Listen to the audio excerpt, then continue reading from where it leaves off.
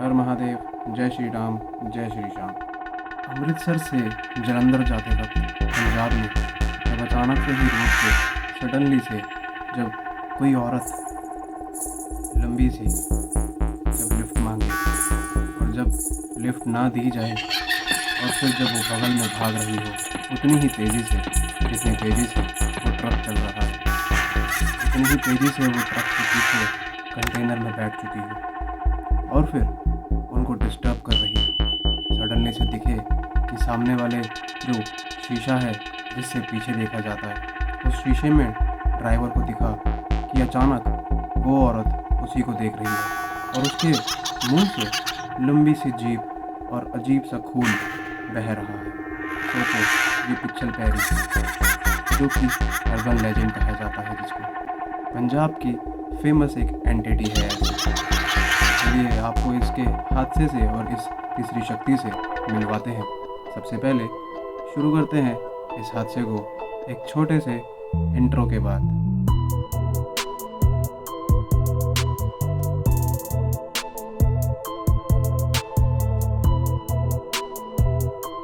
आप यहाँ तक आ चुके हैं तो इस वीडियो को अभी लाइक कर दीजिए, इस चैनल को सब्सक्राइब कर दीजिए। आपका एक छोटा सा सपोर्ट हमें बहुत आगे ले जाए।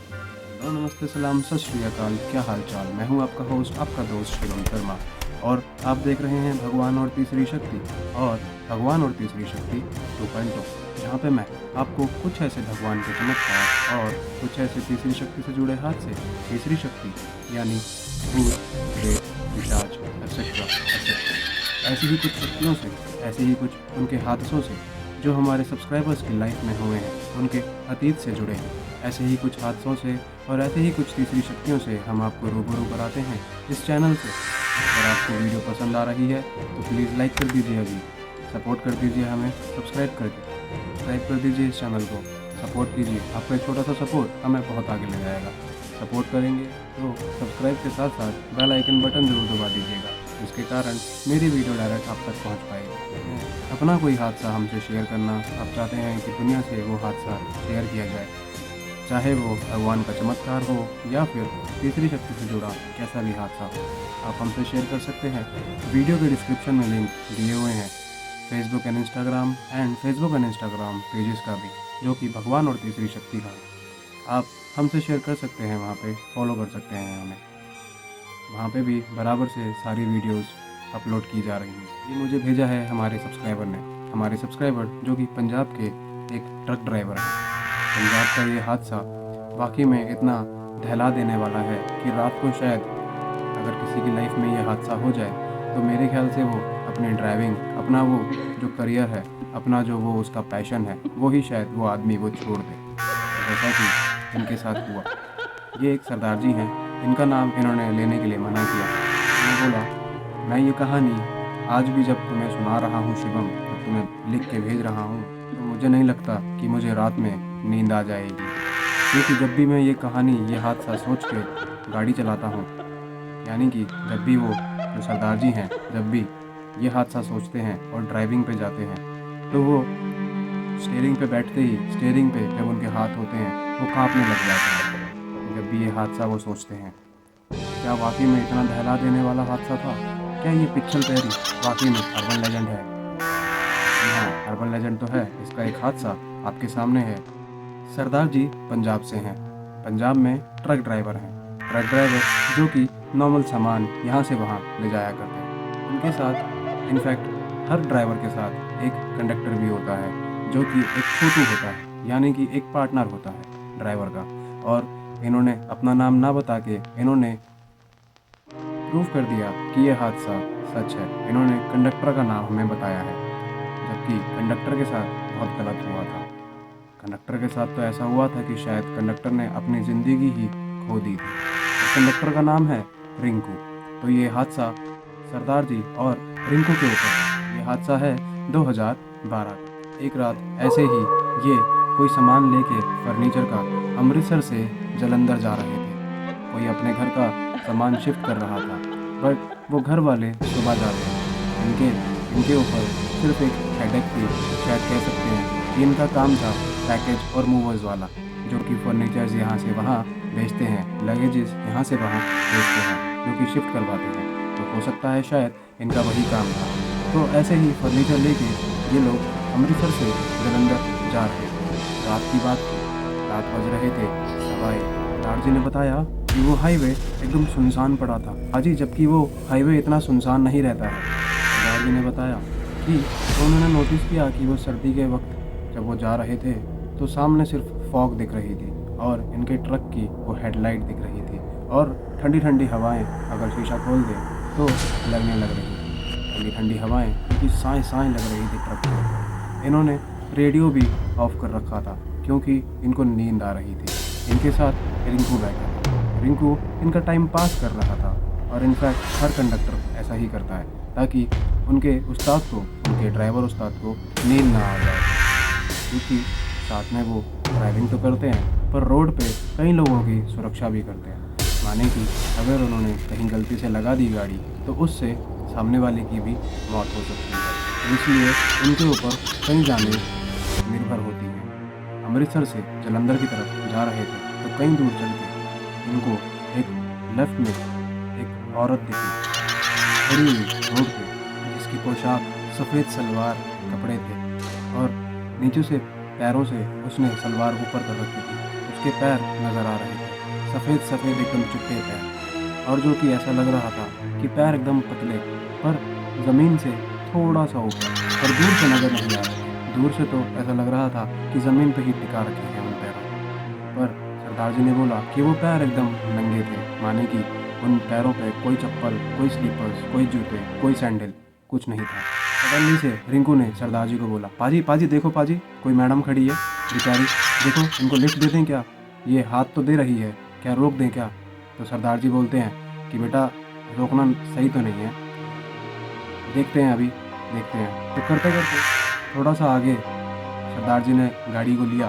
तो जब उनको ऐसा लगा कि नहीं रोकना चाहिए, उस वक्त वो रिंकू को बोल रहे थे कि पंजाब की कुछ रोड्स पे आधी रात को ऐसे नहीं रोकना चाहिए, क्योंकि जब कभी कभी जब रोड पे औरतें हमें दिखती हैं तो ज़रूरी नहीं होता कि वो औरतें अकेली हैं। इस तरीके से सरदार जी रिंकू को अपना छोटा भाई मानते थे, बहुत प्यार करते थे उसको, काफ़ी केयर किया करते थे, काफ़ी चिंता किया करते थे।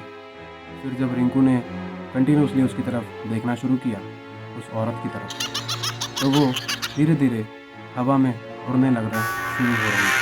तो रिंकू की नज़र डायरेक्ट उसके पैरों पे गई तो उसके पैर अचानक से ही मुड़ने शुरू हो गए पीछे की तरफ। तो रिंकू उसको ध्यान से देख ही रहा था। इतने में ट्रक क्रॉस होता है उसको। जब ट्रक क्रॉस होता है तो नज़र आती है, रिंकू बताता है कि पाजी पाजी पाजी गाड़ी तेज़ करो, पाजी गाड़ी तेज़ करो। रिंकू बेटा क्या हुआ? पाजी वही औरत पीछे भाग रही है, पाजी वही औरत पीछे भाग रही है। अब ये सरदार जी सुन के दंग रह जाते हैं कि मैं सही कह रहा था, अच्छा हुआ ना रिंकू हमने रोका नहीं। तब सरदार जी ने एक्सीलेटर और दबा दिया, माने कि जो स्पीड में 80 में चल रही थी वो अब 110-120 में चल रही थी। सरदार जी ने खुद से ट्राई किया, साइड मिरर में देखने की कोशिश की, क्योंकि उनके मिरर तो काफ़ी बड़े होते हैं। जब उन्होंने देखा तो वही औरत इतनी तेज़ भाग रही थी कि वो उनके बगल में आ चुकी थी एकदम से, माने कि ड्राइवर सीट की जो विंडो होती है वहाँ तक वो मोस्टली पहुँच ही चुकी है। और जब सरदार जी का एकदम से ध्यान भटकता है तो उनका अनबैलेंस होने वाला होता है, बट वो संभाल लेते हैं। सरदार जी ने मुझे बताया कि जब वो औरत, उन्होंने जब वो शीशे में उस औरत को देखा तो वो देख रहे थे कि वो हवा में भाग रही है, कार तो चला रही है पर हवा में भाग रही है, वो ज़मीन पे नहीं है बिल्कुल भी, पाजी ज़मीन पे नहीं। उस वक्त रिंकू भी साइड में देख रहा था, साइड मिरर में पीछे देख रहा था। तो उसने भी क्या देखा कि यह औरत ज़मीन पे नहीं चल रही, ये तो हवा में उड़ रही है। तो उसके मुंह से लार टपक रही थी उस औरत के, अजीब सा सफ़ेदीपन, अजीब सा मानो जैसे फटा फटा सा उसका चेहरा हो, अजीब से कपड़े, पर हाँ चमकदार कपड़े। जब वो देख रहा था तो रिंकू चिल्लाया, पाजी पाजी भगाओ, पाजी भगाओ, पाजी ये इंसान नहीं है, पाजी भगाओ। उस वक्त पाजी ने, सरदार जी ने और पंजा दबा दिया और तेज अपनी स्पीड गाड़ी की कर दी। हालांकि उनको पता था कि शायद इतनी तेज़ स्पीड ये हैंडल भी नहीं कर पाएंगे, शायद कंट्रोल भी नहीं कर पाएंगे, पर वो भगा रहे जान बचाने, क्योंकि आज ये शायद गलत फंस चुके। गाड़ी जब तेज़ चल रही होती है, सडनली से ही गाड़ी के पीछे कंटेनर में से आवाज़ आती है,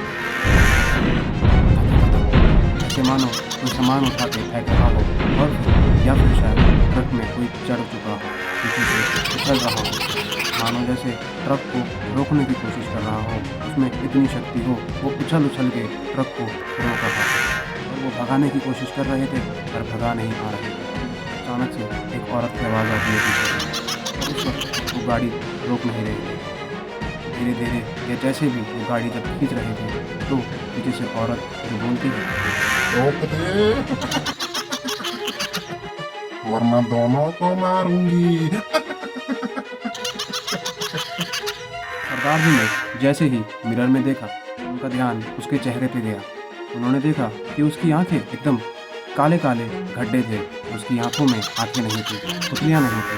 उन्होंने देखा कि उसका शरीर फटा हुआ था, उसका जो फेस था वो भी फटा हुआ था, और उसका फेस ऐसा लग रहा था कि पजल कर रखा हो, उल्टा सीधा जोड़ रखा हो। और उनकी नज़र जब उसके मुंह पे गई तो उसका मुंह खुला हुआ था, उसके मुंह से कीड़े टपक रहे थे, और उसकी जो ज़ुबान थी वो ज़ुबान उसकी ज़मीन छू रही थी। ज़ुबान माने थी उसकी जो जीभ थी वो ज़मीन छू रही थी, और ज़मीन पे उसकी सारा का सारा उसके जो माउथ से ब्लीडिंग हो रही थी, और वो अजीब सा पानी, अजीब सी बदबू वाला और मांस वाला अजीब सा लाल खून मुंह से टपक रहा था।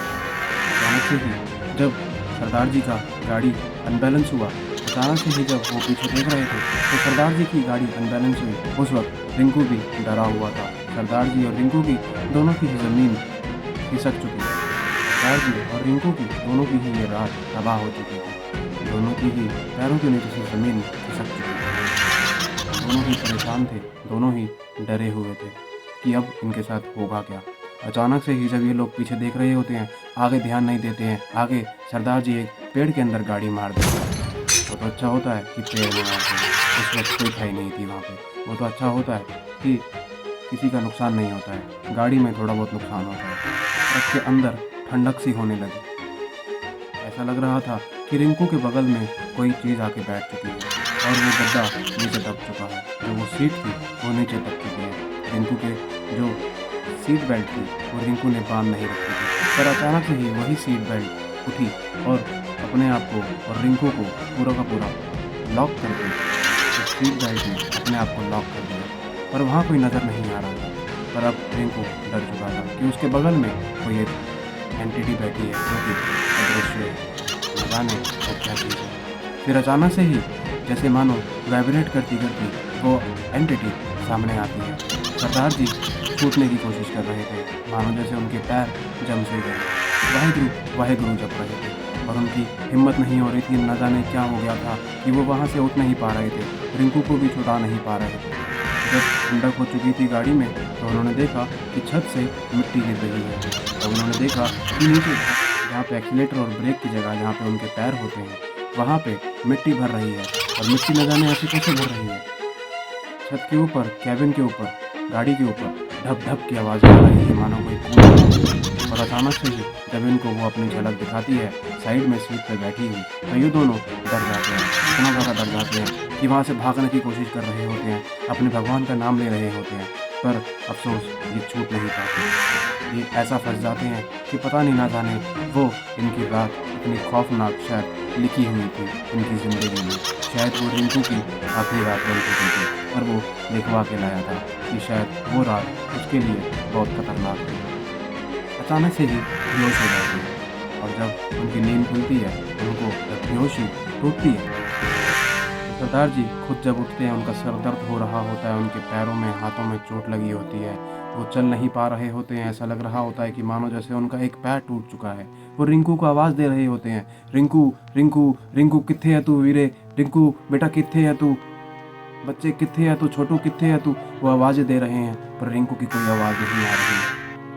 सुबह हो चुकी है, वो देख रहे हैं ट्रक कहाँ है। ट्रक से वो लगभग 3 किलोमीटर दूर थे। अब ये इतना दूर ट्रक से कैसे पहुँचे।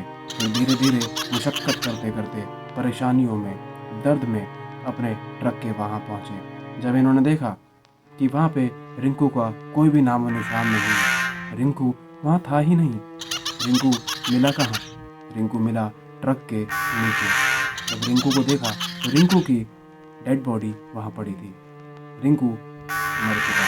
पता चला कि रिंकू कभी उठ ही नहीं पाएगा, क्योंकि रिंकू अब ख़त्म हो चुका है। उस रोड पे जो रात को पिछल पैरी लिफ्ट मांगती है, शायद उस रोड पे जो रात को अर्बन लेजेंड पंजाब का पिछल पैरी लिफ्ट मांगती है, ये उसी का करना है जो आज रिंकू हमारे बीच में नहीं है। तो फिर जब पुलिस वगैरह आई, रिंकू की बॉडी पोस्टमार्टम के लिए गई। डॉक्टर से बातचीत हो रही थी पुलिस वालों की कि आखिर ये मौत हुई कैसे, कि आखिर ऐसा हुआ क्या।